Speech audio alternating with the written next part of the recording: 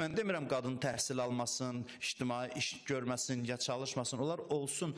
Amma evdarlığı ayrıca bir məqam sayılsın qadın üçün. Bunlarla yanaşı. Evdarlıq ayrıca bir mövqe sayılsın. Ən hörmətli insanlar cəmiyyətdə evdar analar olsun.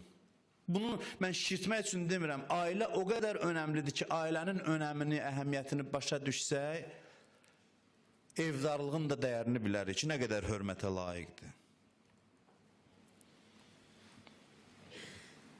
Qadın başqa işlər görə bilər, amma onun ailədə olan xidməti o işlərdən az deyil ki, çoxdur. Savabı, dəyəri, qiyməti.